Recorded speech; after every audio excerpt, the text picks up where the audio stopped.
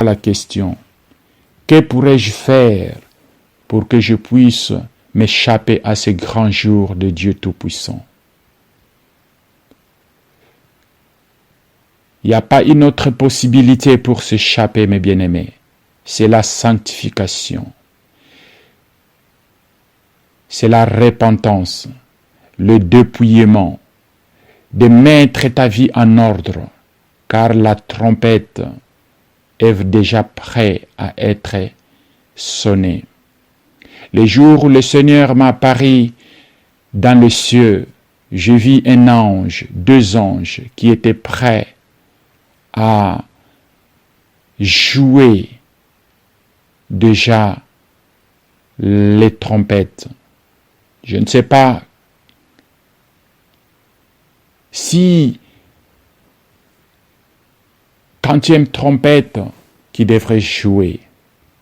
Mais bien aimés, nous vivons dans un temps très difficile, les temps critiques. Quand souvent je pars à l'évangélisation, les gens me posent la question que vous dites toujours que le Seigneur Jésus vient bientôt.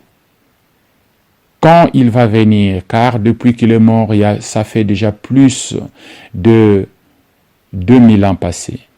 Est-ce qu'il viendra? J'ai dit oui. Le Seigneur peut venir. Monsieur, tu m'as posé la question justement à côté de l'autoroute. Supposons que tu veux traverser maintenant et que la voiture vient te renverser. Qu'en penses-tu? Est-ce que pour toi, ce n'est pas Jésus qui est venu? Mais bien aimé, la mort, quand ça surprend quelqu'un, tout est déjà scellé dans ta vie. Et la mort surprend toujours à n'importe quelle personne, à n'importe quel moment. Cela ne dépend pas de l'âge de quelqu'un. Alors c'est pour cela que nous devrons toujours mettre en tête le plus grand jour de Dieu Tout-Puissant. N'attendons pas l'enlèvement, mes bien-aimés. Chaque jour tu vis, pense que pour toi c'est le dernier jour. Je vais vous dire ce qui s'est passé ici en Irlande. Ma fille est allée acheter le lait dans un magasin qu'on appelle Tesco. Et quand elle est sortie, elle a vu devant ses yeux un monsieur qui venait aussi de Tesco acheter le lait. Et il est rentré dans la voiture. Quand il est rentré dans la voiture, mes bien-aimés, il a pris la clé, les contacts pour démarrer la voiture. Ils ont vu devant ses yeux, le monsieur a baissé sa tête sur le volant. Et il bloquait déjà quelqu'un. Alors la personne est sortie pour voir. Il a toqué à la fenêtre de la voiture. Le monsieur ne répondait pas. Il appelait quelques sécurités qui étaient là. Quand ils sont arrivés, ils ont appelé, la personne ne faisait aucun mouvement. Quand ils ont cassé la voiture, mes bien-aimés, la personne est morte.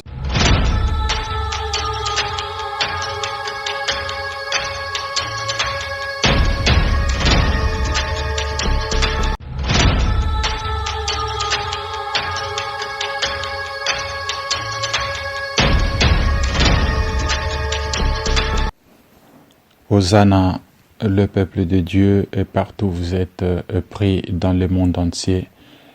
C'est moi, votre frère Ngongo Aaron. Je viens encore devant vos maisons pour partager le message en fait que le Seigneur a mis à cœur. C'est un message qui est très important, un message de rappel qui sauvera la vie de quelqu'un et surtout de nos enfants. Alors avant que j'aille dans le message, je vous conduis par une courte prière pour l'assistance du Saint-Esprit. Seigneur notre Dieu, le Dieu d'Abraham, le Dieu d'Isaac et le Dieu de Jacob, je me prosterne devant ta sainte face car tu es un Dieu merveilleux et que l'honneur et la puissance reviennent à toi seul. Je demande l'assistance du Saint-Esprit afin que ces derniers me guident et que ces messages que tu as mis à cœur puissent fortifier quelqu'un quelque part, afin qu'il puisse revenir dans la voie de la sainteté et dans la voie de la vérité. Merci pour ta main forte, ô Seigneur, au nom puissant de Jésus, notre Dieu et Sauveur. Amen. Mes bien-aimés, je viens devant vous dire un message très important que le Seigneur m'a dit de venir rappeler à quelqu'un. Aujourd'hui, le thème de message, j'ai intitulé cela « Soyez vigilants, le grand jour de Dieu Tout-Puissant est proche ». Soyez vigilants, mes bien-aimés, car le grand jour de Dieu Tout-Puissant est proche. Aujourd'hui, nous sommes dans le monde entier agité avec les fêtes mondaines et que c'est déjà programmé et les gens font même le programme par rapport aux fêtes qui vont venir peut-être 3 mois, 4 mois, 5 mois, 6 mois après. Nous connaissons toutes les fêtes. On fête Bonne Année, et Noël, et le fête des anniversaires. On parle les jours de la femme. On parle les journées le Saint-Valentin et les journées de papa. Et une chose qui est très, très, très horrible encore chez nous ici en République d'Irlande, quand ils ont voté la loi à propos des homosexuels et de lesbiennes. Alors, ils ont choisi les jours, ils ont adopté la loi horrible là comme une fête nationale. Et ils sont très contents de fêter de fêtes pareilles. Alors, chacun des personnes qui vivent savent bien qu'il y a des fêtes qui sont là. Les gens se préparent pour des fêtes païennes, le fête des mondes. Mais il y a une seule chose que les gens sont en train d'oublier, mes bien-aimés, c'est le plus grand jour de Dieu Tout-Puissant. Ils n'arrivent pas à mettre ça dans leur tête. Ils n'arrivent même pas à comprendre qu'il y a le plus grand jour de Dieu Tout-Puissant que les gens peuvent mettre dans leur tête, dans leur calendrier, pendant qu'ils marchent, pendant qu'ils achètent les choses, pendant qu'ils s'habillent, pendant qu'ils font tout. C'est un jour qui n'a pas de date fixe, mais ça peut arriver à n'importe quel moment. Mais bien aimés, prenons d'abord le livre de 1 Thessaloniciens chapitre 5, les versets 1 à 11. Nous allons parler de ça petit à petit pour éclaircir le pensée de l'apôtre Paul quand il a parlé à propos de ces jours de Dieu Tout-Puissant qui est proche. Il dit ceci: pour ce qui est de temps et des moments, vous n'avez pas besoin, frères, qu'on vous écrive, car vous savez bien vous-même que le jour du Seigneur viendra, comme un voleur dans la nuit. Quand les hommes diront paix et sûreté, alors une ruine soudaine le surprendra. Comme les douleurs de l'enfantement surprennent la femme enceinte, et il ne s'échappera point. On se limite d'abord dans le verset 3. Ici, l'apôtre Paul est en train d'encourager quelqu'un en disant que le plus grand jour de Dieu Tout-Puissant est proche. Alors ce jour, il dit que ça viendra comme un voleur dans la nuit. Je vais poser la question, mes bien-aimés, pourquoi le Seigneur appelle cela le jour du Seigneur, le plus grand jour du Seigneur? Parce que quand nous regardons le verset de Marc chapitre 13, le verset 19, mes bien-aimés, lui-même le Seigneur Jésus-Christ en avait parlé. L'apôtre Paul ici a rappelé seulement ce que le Seigneur avait déjà prédit quand il était ici. Marc chapitre 13, le verset 19, il dit « Car la détresse, la tribulation », dans d'autres versions, il dit la tribulation. En ce jour sera tel qu'il n'y en a point eu de semblable depuis le commencement du monde que Dieu a créé, jusqu'à présent, et qu'il n'y en aura jamais. Mais bien aimé, la Bible est en train de dire ici que ces jours, ces plus grands jours de Dieu Tout-Puissant est proche. Et que ces jours-là, ça n'a jamais été depuis le commencement du monde. Et jusqu'à présent, et la Bible dit que ces jours n'aura jamais plus encore de pareil. Nous savons quand nous lisons les récits bibliques que Dieu avait détruit les humains pendant l'époque de Noé, Sodome et Gomorrhe. Et nous voyons aussi quand les enfants d'Israël sont partis en captivité en Babylone en 70. Il y avait beaucoup de gens qui ont perdu la vie pendant ces moments-là. Le temps de Noé, nous savons que la terre entière, mes bien-aimés, s'était engloutie avec les fléaux d'eau. Mais la Bible nous dit qu'il y avait Noé, sa femme et ses 3 enfants et ses 3 fiancés, qui fait au nombre de 8 personnes seulement. Et quand les enfants d'Israël sont partis en captivité, nous voyons que beaucoup de gens aussi sont morts. Et Sodome et Gomorrhe aussi. Il y avait 2 villes entières qui ont été emballées de feu. Il y avait Lot seulement et ses enfants. Ce sont les jours, mes bien-aimés, où le Seigneur a détruit déjà les humains. Mais ici, la Bible nous dit que le plus grand jour de Dieu qui viennent ne sera plus semblable de ce qui a été déjà passé. C'est pour cela que le Seigneur dit que ce jour arrivera comme un voleur dans la nuit. Bien-aimé, pose-toi la question, que pourrais-je faire pour que je puisse m'échapper à ce grand jour de Dieu Tout-Puissant? Il n'y a pas une autre possibilité pour s'échapper, mes bien-aimés. C'est la sanctification. C'est la repentance, le dépouillement, de mettre ta vie en ordre, car la trompette est déjà prête à être sonnée.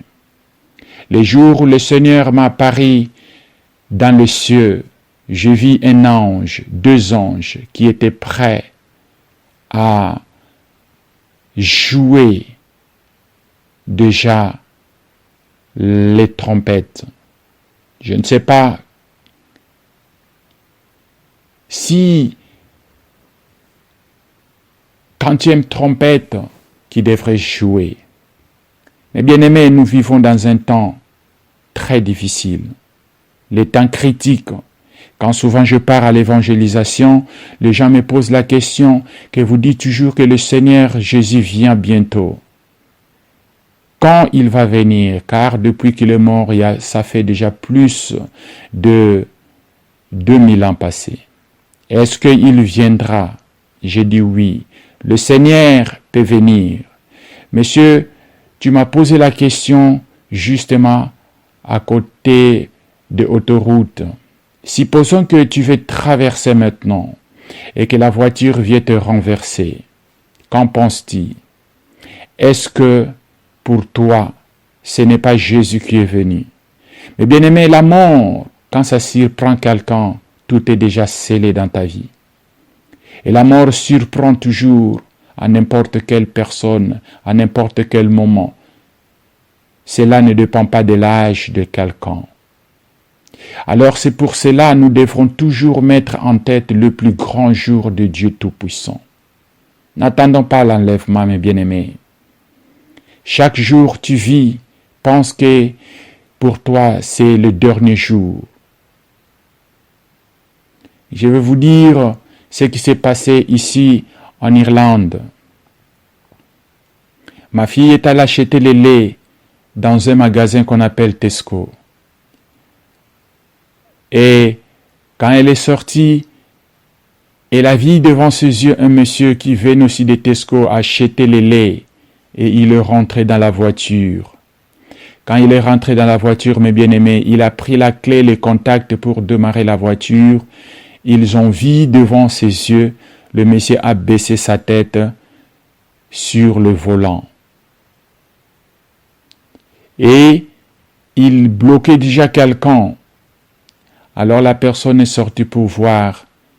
Il a toqué à la fenêtre de la voiture.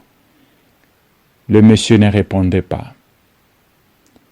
Il appelait quelques sécurités qui étaient là. Quand ils sont arrivés, ils ont appelé, la personne ne faisait aucun mouvement. Quand ils ont cassé la voiture, mes bien-aimés, la personne est morte. Sûrement, ô Seigneur, ce monsieur revenait de sa maison. Peut-être il a dit à sa femme que je suis parti pour acheter le lait. Peut-être il a dit que je suis parti pour prendre le pain et que derrière moi laisser bouillir l'eau de thé. Fais déjà les œufs, l'omelette. Je vais juste acheter le pain et je viens. Et surtout que c'était le matin, peut-être le monsieur voulait d'abord boire le thé avant d'aller dans ses occupations. Soit au travail, moi et moi, toi et moi, nous ne savons pas, mes bien-aimés. Mais le monsieur ne plus rentrer chez lui. Quel est l'état d'esprit que tu as maintenant, mon frère et ma sœur? Penses-tu que si le Seigneur venait aujourd'hui, si le plus grand jour de Dieu Tout-Puissant venait aujourd'hui, est-ce que tu seras prêt de te mettre debout devant les trônes célestes de Dieu? Car l'apôtre Paul dit que ce jour viendra comme un voleur. Un voleur, mes bien-aimés, ne donne jamais la date. Un voleur ne donne jamais l'alerte. Il attend vers 2h, 3h du matin, au moment où le sommeil vient en profondeur.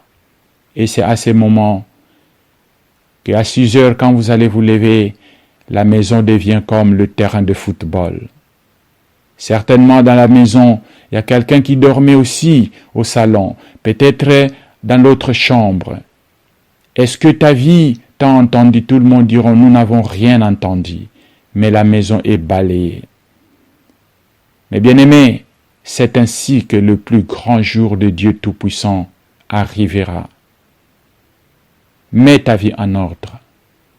Alors qu'est-ce que nous devrons faire pour que nous soyons prêts? Pour que nous ne soyons pas surpris comme le monsieur qui est venu acheter le pain est surpris et il ne plus rentre chez lui. Pour lui, le Seigneur est arrivé.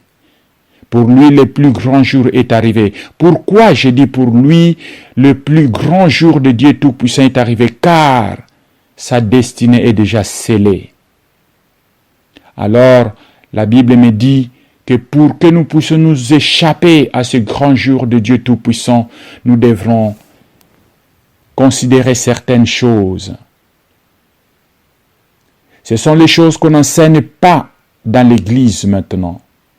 Dans l'Église d'aujourd'hui est remplie avec le message de prospérité, le message d'espoir qui n'est pas biblique, qui ne forme pas les gens pour l'arrivée du Seigneur Jésus-Christ. Car ce sont le message qui prépare les gens pour la venue de notre Seigneur Jésus-Christ Nazareth. Et que ce jour est très proche. Nous devrons nous débarrasser de certaines choses afin que nous soyons prêts. Quand ce jour nous surprend à n'importe quel moment, au moins nous sommes sûrs que le Seigneur fera grâce à notre vie pour les destins éternels. Alléluia. 1 Corinthiens chapitre 6, le verset 9 à 10. 1 Corinthiens chapitre 6, le verset 9 à 10, ces versets nous énumèrent les choses que nous devrons abandonner afin que nous soyons prêts pour le plus grand jour de Dieu Tout-Puissant.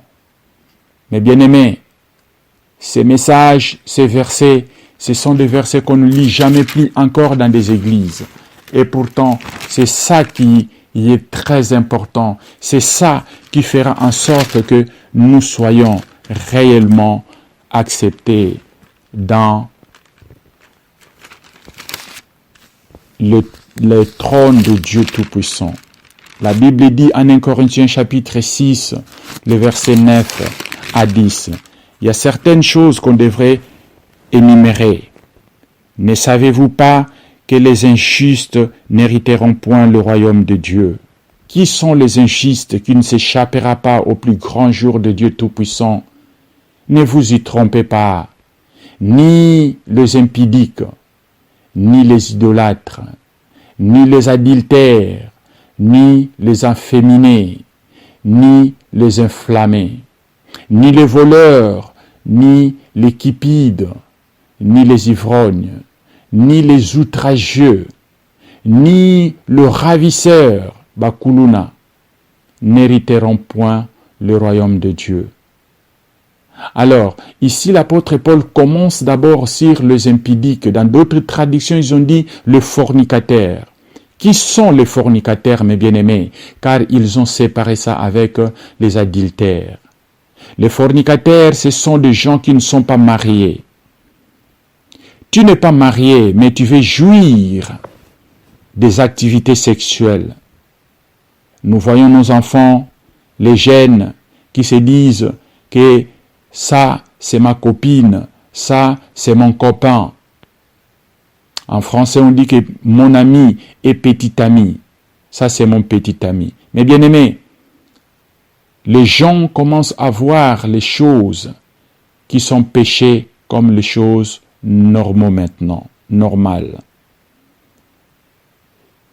La fornication est tolérée dans la société humaine.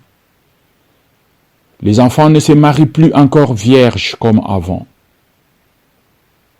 Et nous qui habitons à l'Europe, nous voyons même, papa et maman sont assis là, mais un garçon ou une fille vient avec son ami dans la maison même. Quelle abomination! Et ce sont des choses qui sont acceptées maintenant. Enseigne nos enfants, mes bien-aimés. Ceux qui pratiquent de telles choses sont appelés injustes et ils n'hériteront pas le royaume de Dieu.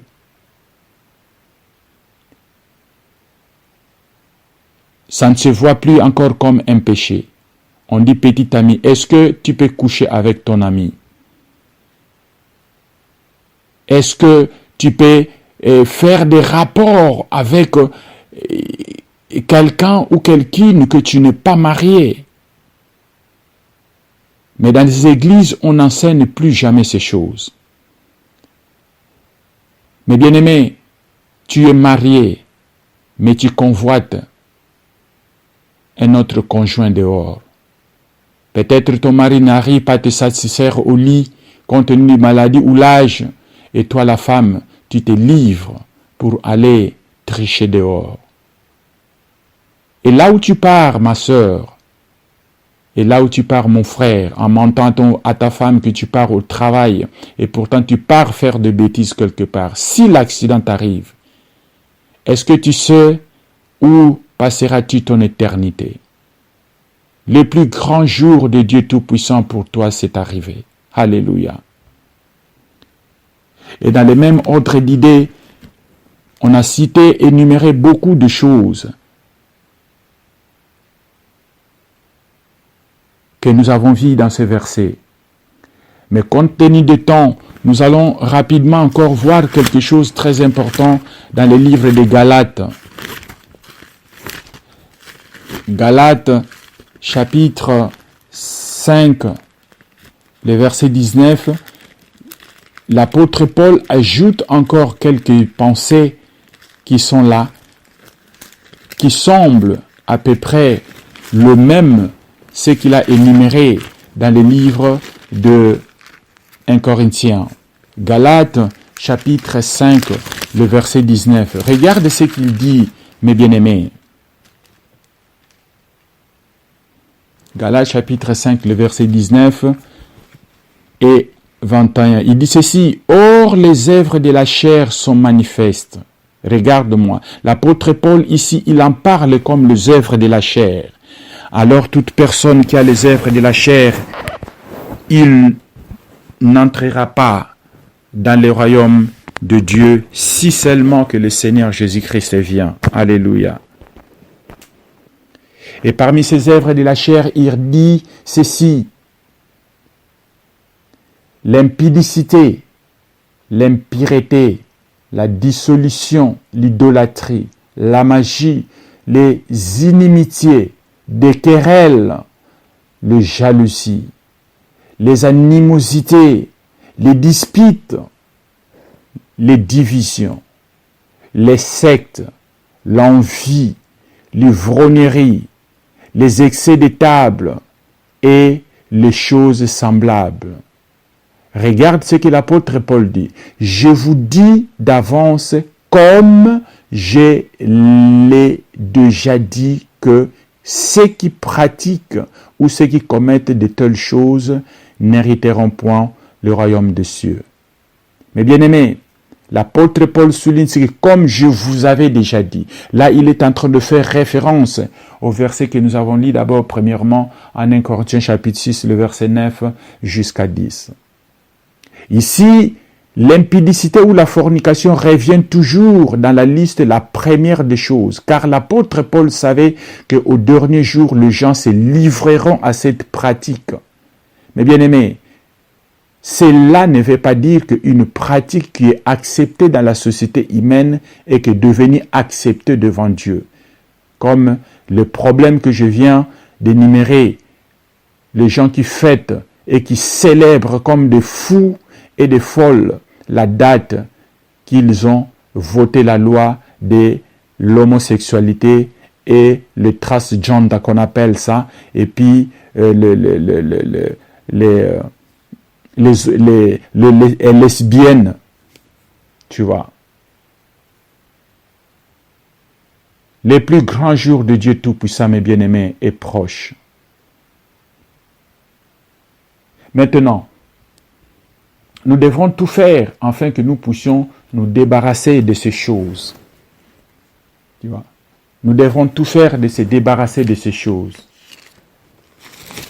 Alors, si on revient dans notre verset des Thessaloniciens, il y a quelque chose qui est très important quand nous lisons le verset 4. Il dit ceci, « Mais vous, frères, vous n'êtes pas dans les ténèbres pour que ces jours vous surprennent comme un voleur.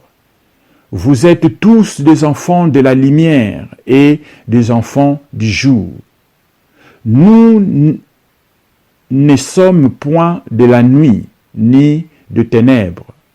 Ne dormons donc point comme les autres, mais veillons et soyons sobres. Car ceux qui dorment, dorment la nuit, et ceux qui s'enivrent la nuit. Mais nous qui sommes du jour, soyons sobres.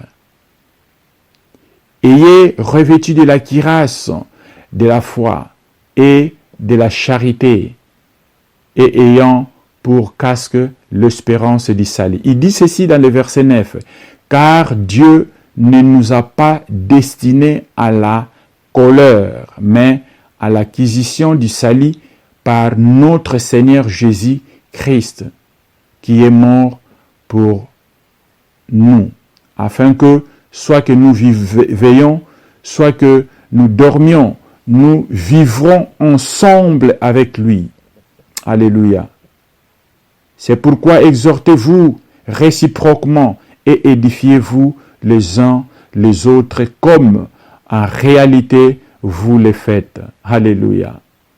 Regardez bien ce que l'apôtre Paul dit. Il dit que nous, mes frères, toi et moi, nous ne sommes plus encore dans les ténèbres. Alors pourquoi continuer à pratiquer les choses que nous avons énumérées?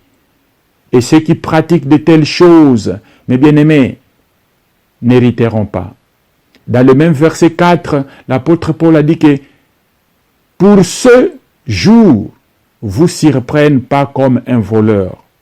Il répète cela encore, que ce jour viendra comme un voleur. Tu ne t'attendras pas, ma sœur. Tu ne t'attendras pas, mon frère.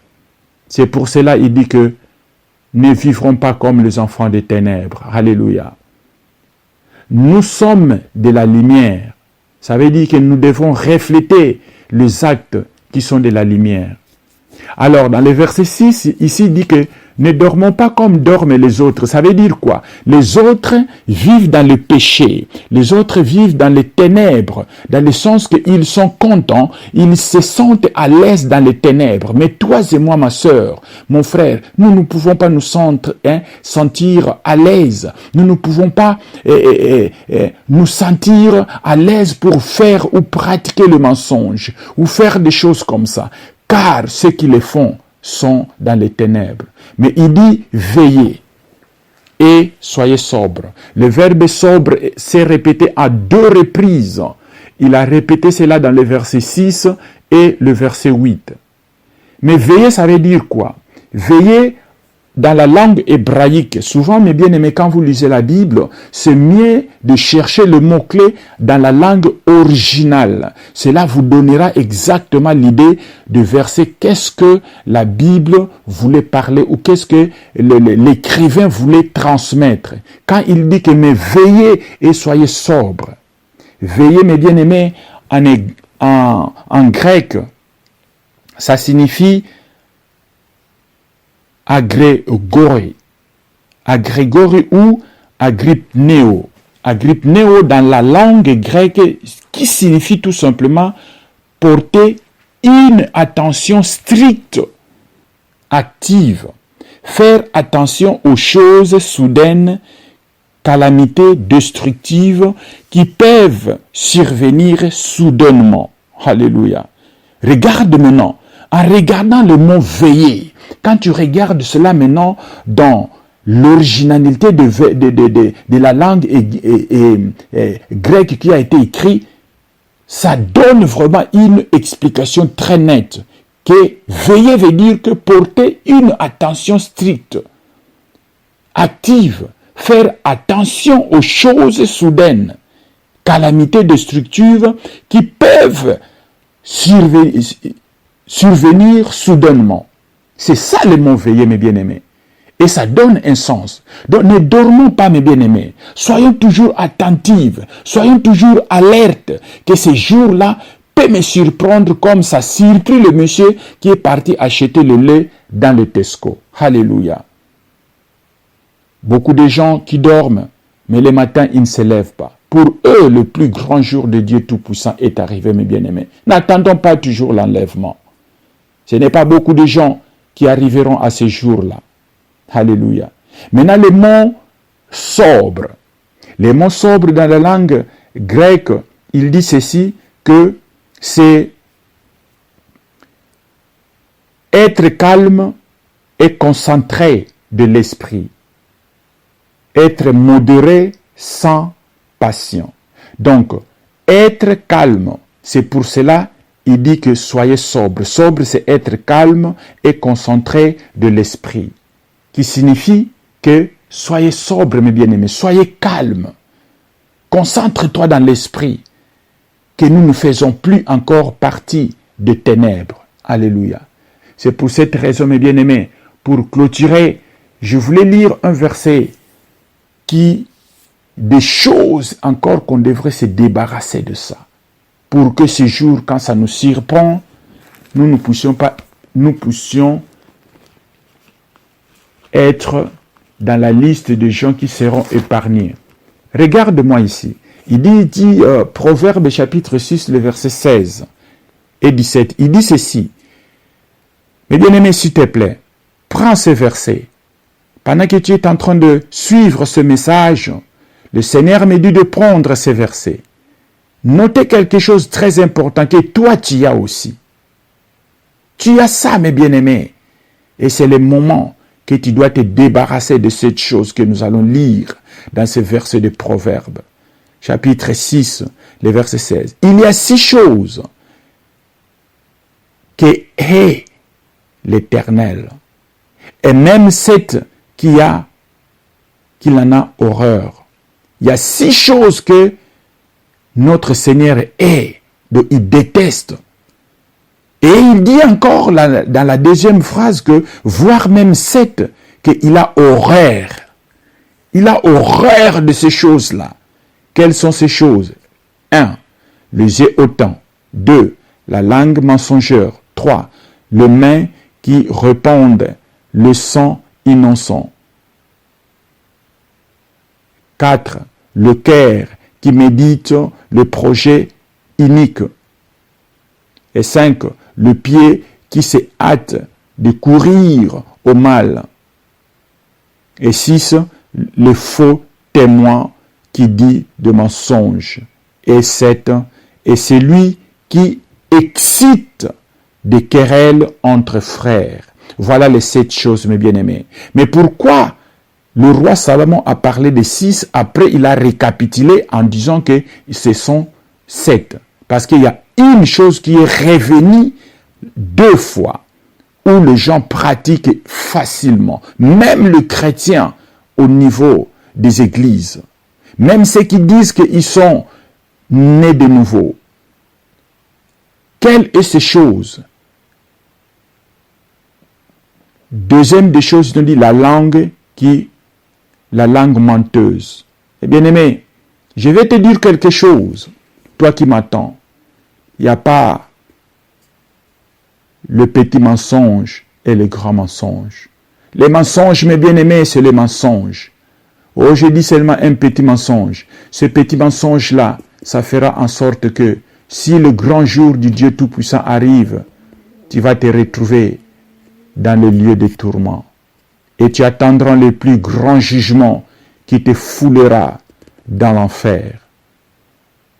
Faisons tout, mes bien-aimés, de dire la vérité, même si cela peut coûter ta vie. Combien de fois que tu as menti aujourd'hui? Combien de fois, mes bien-aimés? C'est ça le piège du diable. Et la Bible dit que il a horreur aux menteuses. Imagine dans la même langue où tu loues l'Éternel, dans la même langue tu lis le verset biblique, dans la même langue tu évangélises, et c'est dans la même langue aussi que tu mens. Et, faute de temps, nous pensons maintenant dans avant-dernière 6, il dit encore le faux témoin qui dit des mensonges. Regarde, c'est ça ce qui s'est répété à 2 reprises. Et ça pourrait être 6, mais la Bible dit que 7. Parce qu'il a répété cette chose-là. Il faut savoir à garder ta langue, ma sœur. Il faut savoir à garder ta langue, mon frère. Si le plus grand jour de Dieu Tout-Puissant vient te retrouver dans cet état,